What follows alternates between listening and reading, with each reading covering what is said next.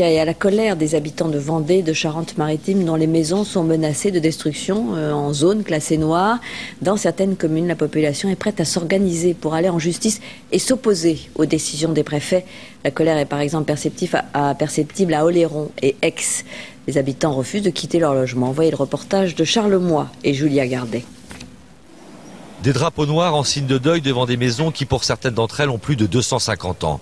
Boyarville, sur l'île Oléron, les habitants ont découvert la carte des zones noires. Hier, 152 habitations doivent être rasées, dont celle de Claude Trussot, marin-pêcheur à la retraite. Il ne comprend pas. Le critère, c'est que si ça a recommencé, ils ne peuvent pas venir nous secourir. Je ne sais pas pourquoi, ils sont venus la dernière fois, nous on n'avait pas besoin d'eux, de toute façon on était là-haut. Ouais, mais bon, on avait encore de la marge, parce que ça a été quand même... L'eau elle est que là. C'est un village historique.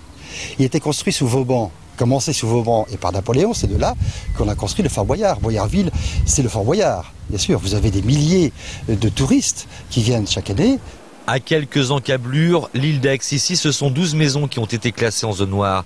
Et comme à Oléron, les habitants parlent d'une décision pour le moins précipitée. Ça se trouve, ça se reproduira pas avant 70 ans, et ça se trouve, ça sera pas ce lieu-là, ça en sera un autre.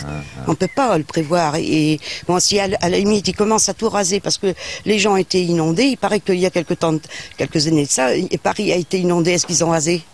Hier matin, le maire de la commune a reçu un courrier du préfet lui demandant de prévenir les sinistrés qu'ils ne peuvent désormais plus avoir accès à leur maison.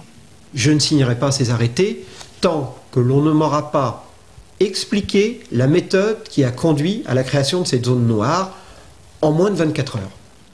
Si sur le continent, certains sinistrés ont déjà décidé de tourner la page, sur les îles en revanche, personne, absolument personne, n'est candidat au départ.